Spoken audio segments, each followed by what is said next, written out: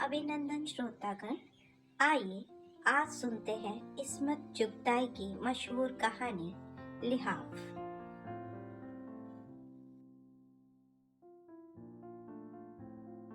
जब मैं जाड़ों में लिहाफ ओढ़ती हूँ तो पास की दीवार पर उसकी परछाई हाथी की तरह झूमती हुई मालूम होती है और एकदम से मेरा दिमाग बीती हुई दुनिया के पर्दों में दौड़ने भागने लगता है। न जाने क्या कुछ याद आने लगता है। माफ कीजिएगा, मैं आपको खुद अपने लिहाफ का रोमांचक जिक्र बताने नहीं जा रही। ना ही लिहाफ से किसी किस्म का रोमांच जोड़ा जा सकता है। मेरे ख्याल से कंबल कम आरामदेह सही, मगर उसकी परछाई इतनी भयानक नहीं होती जितनी कि जब लिहाफ की परछाई दीवार पर डगमगा रही हो। यह तब का जिक्र है जब मैं छोटी सी थी और दिन भर भाइयों और उनके दोस्तों के मार कुटाई में गुजार दिया करती थी। कभी कभी मुझे ख्याल आता कि मैं कमबख्त इतनी लड़ाका थी क्यों। उस उम्र में जब मेरी बहनें आशिक जमा कर रही थीं, मैं अपने पराए हर लड़के और लड़की से जूतम पैजार में मशगूल थी। यही वजह थी कि अम्मा जब आगरा जाने लगी तो हफ्ता भर के लिए मुझे अपनी एक मुंह बोली बहन के पास छोड़ गईं। उनके यहाँ अम्मा खूब जानती थी कि चूहे का एक बच्चा भी नहीं है और मैं किसी से लड़ भिड़ नहीं सकूंगी। सजा तो खूब थी मेरी। हाँ, तो अम्मा मुझे बेगम जान के पास छोड़ गईं। वही बेगम जान जिनका लिहाफ अब तक मेरे जहन में गर्म लोहे के दाग की तरह महफूज है। ये वो बेगम जान थी जिनके गरीब माँ बाप ने नवाब साहब को इसलिए दामाद बना लिया कि गोया वो थे तो पकी उम्र के, पर निहायत ही नेक इंसान। कभी कोई रंडी या बाजारी औरत उनके यहाँ नजर ही नहीं आई। खुद हाजी थे और बहुतों को हज करा चुके थे, मगर उन्हें एक निहायत अजीबोगरीब शौक था। लोगों को कबूतर पालने का जुनून होता है, बटेरें लड़ाते हैं, मुर्गाबाजी करते हैं। इस किस्म के वाहियात खेलों से नवाब साहब को नफरत थी। उनके यहाँ तो बस तालिब इल्म रहते थे, नौजवान गोरे गोरे पतली कमरों के लड़के जिनका खर्च वो खुद बर्दाश्त करते थे। मगर बेगम जान से शादी करके तो वह उन्हें कुल साजो सामान के साथ ही घर में रखकर भूल गए और वह बेचारी दुबली पतली नाजुक सी बेगम तन्हाई के गम में घुलने लगी। न जाने उनकी जिंदगी कहाँ से शुरू होती। वहां से जब वह पैदा होने की गलती कर चुकी, या वहां से जब वह एक नवाब की बेगम बनकर आई और छपर खट पर जिंदगी गुजारने लगी, या वहां से जब से नवाब साहब के यहाँ लड़कों का जोर बंधा, उनके लिए मुरग्गन हलवे और लजीज खाने जाने लगे और बेगम जान दीवान खानों की दरारों में से उनकी लचकती कमरों वाले लड़कों की चुस्त पिंडलियां और मुअत्तर बारीक शबनम के कुर्ते देख देख कर अंगारों पर लौटने लगी। या जब वह मन्नतों मुरादों से हार गईं, चिल्ले बंधे और टोटके और रातों की वजीफा ख्वानी भी चित हो गई। कहीं पत्थर में भी झोंक लगती है। नवाब साहब अपनी जगह से टस से मस न हुए। फिर बेगम जान का दिल टूट गया और वह इल्म की तरफ मुतवजा हुई। लेकिन यहां भी उन्हें कुछ न मिला। इश्किया नॉवलें और जज्बाती अशार पढ़कर और भी पस छा गई। रात की नींद भी हाथ से गई और बेगम जान जी जान छोड़कर बिल्कुल ही यासो हसरत की पोट बन गई। चूल्हे में डाला ऐसा कपड़ा लगता, कपड़ा पहना जाता है किसी पर रोब गांठने के लिए। अब ना तो नवाब साहब को फुर्सत है कि शबनमी कुर्तों को छोड़कर जरा इधर तवज्जो करें, और ना ही वह उन्हें कहीं आने जाने देते। जब से बेगम जान ब्याह कर आई थी, रिश्तेदार आकर महीनों रहते और चले जाते। मगर वह बेचारी कैद खाने में कैद रहती। उन रिश्तेदारों को देखकर उनका और भी जी जलता और सबके सब मजे से माल उड़ाने, उम्दा घी निकलने, जाड़े का साजो सामान बनवाने आन बढ़ते। और वह बावजूद नई रुई के लिहाफ के बड़ी सर्दी में अखड़ा करती। हर करवट पर लिहाफ नई नई सूरतें बनाकर दीवार पर साया डालता, मगर कोई भी साया ऐसा न था जो उन्हें जिंदा रखने के लिए काफी होता। फिर क्यों जिए कोई जिंदगी? बेगम जान की जिंदगी जो थी, जीना बदा था नसीबों में, फिर वह जीने लगी और ऐसी जी कि खूब जी। रब्बों ने उन्हें नीचे गिरते गिरते संभाल लिया। चटपट देखते देखते उनका सूखा जिस्म भरने लगा, गाल चमक उठे और हुस्न फूट निकला। एक अजीबो गरीब तेल की मालिश से बेगम जान में जिंदगी की झलक आ गई। माफ कीजिएगा, उस तेल का नुस्खा आपको बेहतरीन से बेहतरीन रिसाले में भी ना मिलेगा। जब मैंने बेगम जान को देखा तो वह 40-42 की होंगी। उफ, किस शान से वह मसनद पर नीम दराज थी और रब्बो उनकी पीठ से लगी बैठी कमर दबा रही थी। एक ऊदे रंग का दुशाला उनके पैरों पर पड़ा था और वह महारानी की तरह शानदार मालूम हो रही थी। मुझे उनकी शक्ल बेइंतहा पसंद थी। मेरा जी चाहता कि घंटों बिल्कुल पास से उनकी सूरत देखा करूं। उनकी रंगत बिल्कुल सफेद थी, नाम को सुर्खी का जिक्र नहीं, और बाल स्याह तेल में डूबे रहते। मैंने आज तक उनकी मांग बिगड़ी ना देखी थी। क्या मजाल जो एक बाल इधर से उधर हो जाए। उनकी आंखें काली थीं और अबरू पर के जायद बाल अलहदा कर देने की कमानी से खींची होती। आंखें जरा तनी हुई रहती थीं, भारी भारी फूले हुए पपोते, मोटी मोटी पलकें। सबसे ज्यादा जो उनके चेहरे पर हैरत अंगेज जाजिबे नजर चीज थी वह उनके होंठ थे। अमूमन वह सुर्खी से रंगे रहते। उनके जिस्म की जिल्द भी सफेद और चिकनी थी।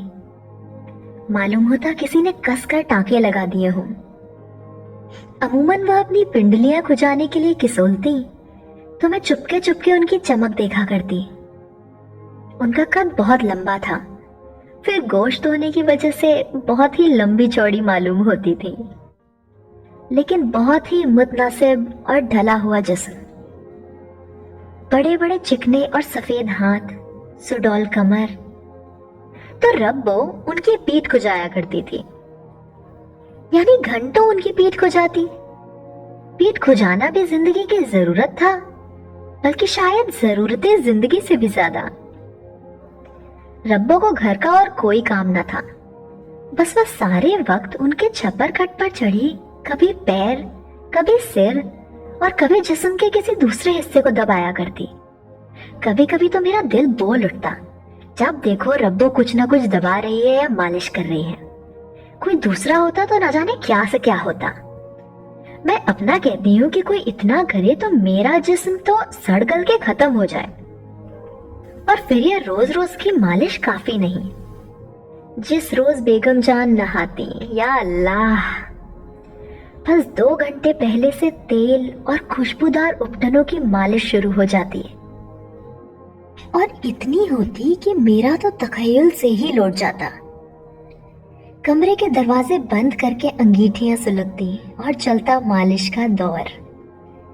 अमूमन सिर्फ रब्बो ही रहती, बाकी की नौकरानियां बड़बड़ाती दरवाजे पर से ही जरूरत की चीजें दे देती। बात यह थी कि बेगम जान को शायद खुजली का मर्ज था। बेचारी को ऐसी खुजली होती कि हजारों तेल और उपटन मले जाते, मगर खुजली थी कि कायम। डॉक्टर हकीम कहते कि कुछ भी नहीं है, जिस्म सफा चट पड़ा है। हाँ, कोई जिल्द के अंदर की बीमारी हो तो खैर, नहीं भी ये डॉक्टर तो मुझे पागल हैं। कोई आपके दुश्मनों का मर्ज है, अल्लाह रखे खून में गर्मी है, रब्बो मुस्कुरा कर कहती, महीन महीन नजरों से बेगम जान को घूरती। ओह ये रब्बो, जितनी ये बेगम जान गोरी थी उतनी ही रब्बो काली, जितनी बेगम जान सफेद थी उतनी ही रब्बो सुर्ख, जैसे तपाया हुआ लोहा, हल्के हल्के चेचक के दाग, घटा हुआ ठोस जिस्म, फुर्तीले छोटे छोटे हाथ, बड़े बड़े फूले हुए होंठ जो हमेशा नमी में डूबे रहते, और जिस्म में से अजीब घबराने वाली बू के शरारे निकलते। मगर ये नन्हे नन्हे फूले हुए हाथ किस कदर फुर्तीले थे। कभी कमर पर तो ये लीजिए फिसल कर कूलों पर, यहां से रपटे रानों पर और दौड़ पड़े टखनों की तरफ। मैं तो जब भी कभी बेगम जान के पास बैठती यही देखती कि उसके हाथ कहाँ हैं और क्या कर रहे हैं। गर्मी जाड़े बेगम जान हैदराबादी जाली कारगे के कुर्ते पहनती, गहरे रंग के पजामे और सफेद झाग से कुर्ते, और पंखा भी चलता हो फिर भी वह हल्की धुलाई जरूर जिस्म पर ढके रहती। उन्हें जाड़ा बहुत पसंद था। जाड़ों में मुझे उनके यहाँ अच्छा मालूम होता। वो हिलती डुलती बहुत कम थी, कालीन पर लेटी हैं, पीठ खुज रही है, खुश्क मेवे चबा रही हैं और बस। रब्बों से दूसरी सारी नौकरानियां खार खाती थीं। चुड़ैल बेगम जान के साथ खाती, साथ उठती बैठती और माशाअल्लाह साथ सोती। रब्बो और बेगम जान आम जलसों और मजमुओं की दिलचस्प गुफ्तगूओं का मौजू थी। जहां उन दोनों का जिक्र आया और कह कहे उठने लगे, लोग न जाने क्या क्या चुटकुले गरीब पर उड़ाते, मगर वह दुनिया में किसी से न मिलती न जुलती। वहां तो बस वह थी और उनकी खुजली। मैंने कहा कि उस वक्त मैं काफी छोटी थी और बेगम जान पर दिलो जान से फिदा। वह भी मुझे बहुत प्यार करती थी। इत्तेफाक से अम्मा आगरे आई। उन्हें मालूम था कि अकेले घर में भाइयों से मार कुटाई होगी, मारी मारी फिरूंगी, और इसीलिए हफ्ते भर के लिए बेगम जान के पास मुझे छोड़ गई। मैं भी खुश, बेगम जान भी खुश। अब सवाल यह उठा कि मैं सोऊं कहाँ। कुदरती तौर पर तो बेगम जान के कमरे में, लिहाजा मेरे लिए भी उनके छपर खट से लगाकर छोटी सी पलंगड़ी डाल दी गई। 10-11 बजे तक तो बातें करते रहे। मैं और बेगम जान चांस खेलते रहे और फिर मैं सोने के लिए अपने पलंग पर चली गई। और जब मैं सोई तो रब्बो वैसी ही बैठी उनकी पीठ कुचा रही थी। भंगन कहीं की, मैंने सोचा। रात को मेरी एकदम से आंख खुली तो मुझे अजीब तरह का डर सताने लगा। कमरे में घुप अंधेरा, और उस अंधेरे में बेगम जान का लिहाफ ऐसे हिल रहा था जैसे उसमें हाथी बंद हो। बेगम जान, मैंने डरी हुई आवाज निकाली। हाथी हिलना बंद हो गया, लिहाफ नीचे दब गया। क्या है, सो जाओ, बेगम जान ने कहीं से आवाज दी। डर लग रहा है, मैंने चूहे की सी आवाज से कहा। सो जाओ, डरने की क्या बात है, आयतल कुर्सी पढ़ लो। जी, मैंने जल्दी जल्दी आयतल कुर्सी पढ़ी, मगर यालूम माबीन पर हर दफा आकर अटक गई। हालांकि मुझे इस वक्त पूरी आयत याद है। आपके पास आ जाऊं बेगम जान? नहीं बेटी, सो रहो, उन्होंने जरा सख्ती से कहा। और फिर 2 आदमियों के खुसर फुसर करने की आवाज सुनाई दी। हाय राम, ये दूसरा कौन था? मैं और भी डरी। बेगम जान, चोर वोर तो नहीं? सो जाओ बेटा, कैसा चोर? रब्बो की आवाज आई। मैं जल्दी से लिहाफ में मुंह डालकर सो गई। सुबह मेरे जहन में रात के खौफनाक नजारे का ख्याल भी ना था। मैं हमेशा की वहमी हूँ। रात को डरना, उठ-उठ कर भागना और बड़बड़ाना तो बचपन में रोज ही होता था। सब कहते थे कि मुझ पर भूतों का साया है, लिहाजा मुझे ख्याल भी ना रहा। सुबह को लिहाफ बिल्कुल मासूम नजर आ रहा था, मगर दूसरी रात मेरी आंख खुली तो रब्बो और बेगम जान में कुछ झगड़ा बड़ी खामोशी से तय हो रहा था, और मेरी खाक समझ में ना आया कि क्या फैसला हुआ। रब्बो हिचकियां ले लेकर रोई, फिर बिल्ली की तरह सपर सपर रकाबी चाटने जैसी आवाजें आने लगी। मैं तो घबरा कर सो गई। आज रब्बो अपने बेटे से मिलने गई हुई थी। वो बड़ा झगड़ालू था।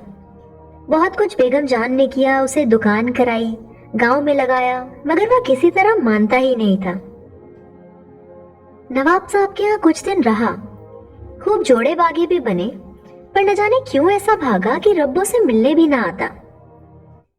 लिहाजा रब्बो ही अपने किसी रिश्तेदार के यहाँ उससे मिलने गई थी। बेगम जान ना जाने देती, मगर रब्बो भी मजबूर हो गई। सारा दिन बेगम जान परेशान रही, उनका जोर जोर टूटता रहा। किसी का छूना भी उन्हें न भाता। उन्होंने खाना न खाया और सारा दिन उदास पड़ी रही। मैं खुजा दूं बेगम जान? मैंने बड़े शौक से ताश के पत्ते बांटते हुए कहा। बेगम जान मुझे गौर से देखने लगी। मैं खुजा दूं? सच कहती हूँ। मैंने ताश रख दिए। मैं थोड़ी देर तक खुजाती रही और बेगम जान चुपचाप लेटी रही। दूसरे दिन रब्बो को आना था, मगर वह आज भी गायब थी। बेगम जान का मिजाज चिड़चिड़ा होता गया। चाय पी पीकर उन्होंने सर में दर्द कर लिया। मैं फिर खुजाने लगी। उनकी पीठ चिकनी मेज की तख्ती जैसी पीठ। मैं हौले हौले खुजाती रही। उनका काम करके कैसी खुशी होती थी। जरा जोर से खुजाओ, बंद खोल दो, बेगम जान बोली। जरा शाने से नीचे, हाँ वही, बस। वह सुरूर में ठंडी ठंडी सांसें लेकर इत्मीनान जाहिर करने लगी। और इधर, हालांकि बेगम जान का हाथ खूब जा सकता था, मगर वो मुझसे ही खुजवा रही थी और मुझे उल्टा फक्र हो रहा था। मैं बातें भी कर रही थी और खुजा भी रही थी। मैं तुम्हें कल बाजार भेजूंगी, क्या लोगी? वही सोती जागती गुड़िया? नहीं बेगम जान, मैं तो गुड़िया नहीं लेती। मैं क्या बच्ची हूँ अब? बच्ची नहीं तो क्या बूढ़ी हो गई हो? वह हंसी। गुड़िया नहीं तो कपड़े बनवा लेना, खुद पहनना। मैं दूंगी तुम्हें बहुत से कपड़े। सुना तुमने? उन्होंने करवट ली। इधर उन्होंने मेरा हाथ पकड़कर जहां खुजली हो रही थी रख दिया।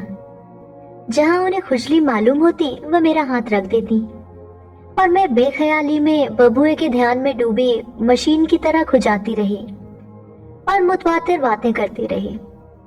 सुनो तो, तुम्हारी फ्रॉकें कम हो गई हैं, कल दर्जी को दे दूंगी, वह नए सिलाएं।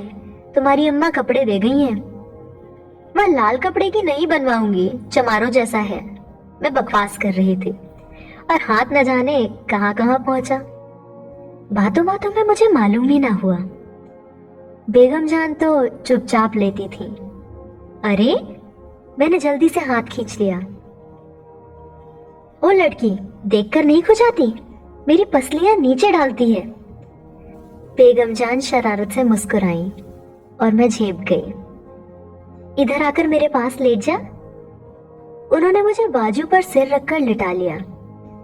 हाय, कितनी सूख रही है, पसलियां निकल रही हैं। उन्होंने मेरी पसलियां गिनना शुरू किया। मैं भुनभुनाई। अरे, तो क्या मैं खा जाऊंगी? कैसा तंग स्वेटर बना है, गरम बनियान भी नहीं पहना तुमने। मैं कुलबुलाने लगी। कितनी पसलियां होती हैं? उन्होंने बात बदली। एक तरफ 9 और दूसरी तरफ 10। मैंने स्कूल के याद की हुई हाइजीन की मदद ली, वो भी ऊट पटांग। हटाओ तो हाथ। 1, 2, 3। मेरा दिल चाहा कि किसी तरह भागूं, तो उन्होंने जोर से खींचा। मैं मचल गई। बेगम जान जोर जोर से हंसने लगी। अब भी जब मैं उस वक्त उनका चेहरा याद करती हूँ तो दिल घबराने लगता है। उनकी आंखों के पपोटे और वजनी हो गए थे। ऊपर के होंठ पर स्याही गिरी थी। बावजूद सर्दी के पसीने की नन्ही नन्ही बूंदें होठों और नाक पर चमक रही थी। उनके हाथ ठंडे थे मगर नरम नरम, जैसे उन पर की खाल उतर गई हो। उन्होंने शॉल उतार दी थी और कारगी के महीन कुर्ते में उनका जिस्म आटे की लोई की तरह चमक रहा था। भारी जड़ाऊ सोने के बटन गिरेबान में एक तरफ थे। शाम हो रही थी और कमरे में अंधेरा घुप था। मुझे एक नामामूल डर से दहशत सी होने लगी। बेगम जान की गहरी गहरी आंखें, मैं रोने लगी दिल ही दिल में। वह मुझे एक मिट्टी की खिलौने की तरह भींच रही थी। उनका गरम गरम जिस्म से मेरा दिल बौलाने लगा, मगर उन पर तो जैसे कोई भूत ना सवार था और मेरे दिमाग का यह हाल कि ना चीखा जाए और ना रोया। थोड़ी देर के बाद वह पस्त होकर निढाल लेट गई। उनका चेहरा फीका और बदरौनक हो गया और सांसें लंबी और गहरी। मैं समझी कि अब मरी है और वहां से उठकर सरपट भागी। शुक्र है कि रब्बो रात को आ गई और मैं डरी हुई जल्दी से लिहाफ ओढ़कर सो गई।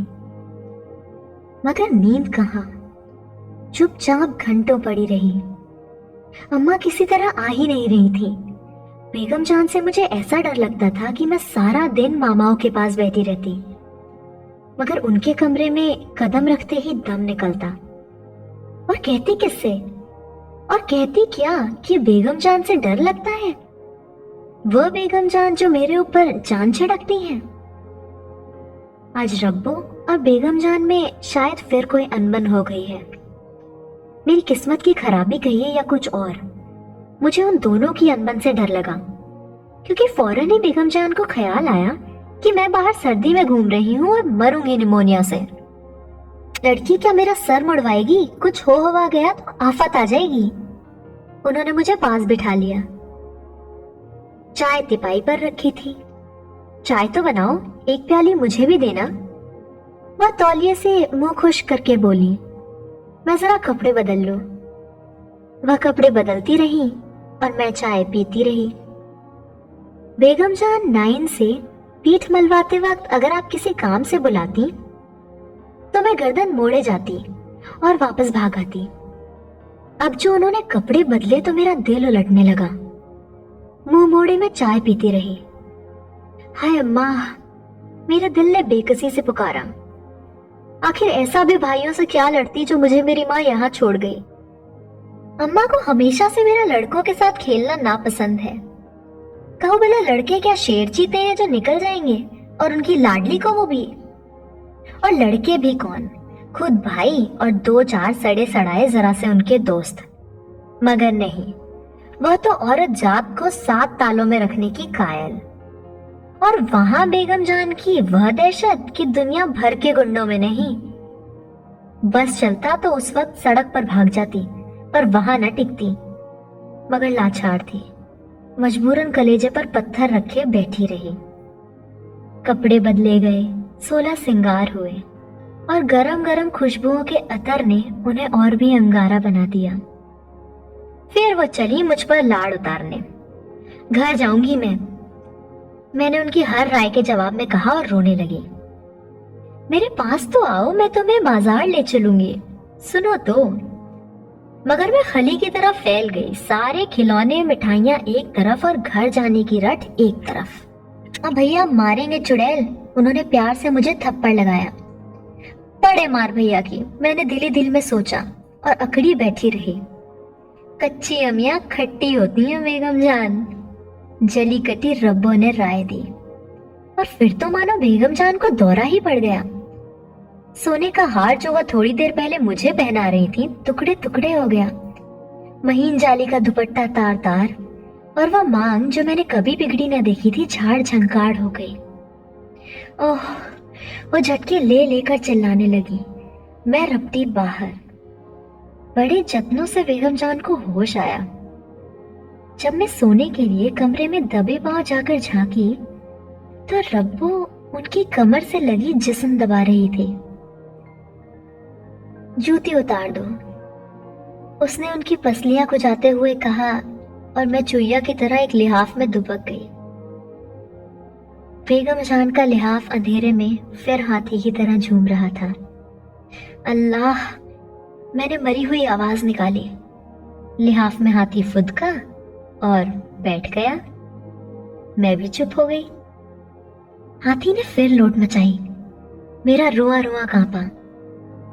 आज मैंने दिल में ठान लिया था कि जरूर हिम्मत करके सिरहाने पर लगा हुआ बल्ब जला दूं। हाथी फिर फड़फड़ा रहा था, जैसे उकड़ू बैठने की कोशिश कर रहा हो। चपड़ चपड़ कुछ खाने की आवाज आ रही थी, जैसे कोई मजेदार चटनी चख रहा है। ओह, तो अब मैं समझी, ये बेगम जान ने जरूर आज कुछ खाया नहीं होगा, और रब्बो तो सदा की चटेरू है, जरूर ये तर माल उड़ा रही है। मैंने नथुने फुलाकर हवा को सूंघा, मगर सिवाय अतर, संदल और हिना की गरम गरम खुशबू के और कुछ ना महसूस हुआ। लिहाफ फिर उमड़ना शुरू हुआ। मैंने बहुतेरा चाहा कि चुपकी पड़ी रहूं, मगर उस लिहाफ ने तो ऐसी अजीबोगरीब शक्लें बनानी शुरू की कि मैं लरस गई। मालूम होता कि गो गो करके कोई बड़ा सा मेंढक फूल रहा है, और अब उछलकर मेरे ऊपर आया। अम्मा, मैं हिम्मत करके गुनगुनाई, मगर वहां कुछ सुनवाई नहीं हुई, और लिहाफ मेरे दिमाग में घुसकर फूलना शुरू हो गया। मैं डरते डरते पलंग की दूसरी तरफ पैर उतारे और टटोलकर बिजली का बटन दबाया। हाथी ने लिहाफ के नीचे कलाबाजी लगाई और एकदम से पिचक गया। कलाबाजी लगाने में लिहाफ का कोना फुट भर ऊंचा उठा और मुझे कुछ दिखाई दिया। अल्लाह, मैं गड़ाप से अपने बिछौने में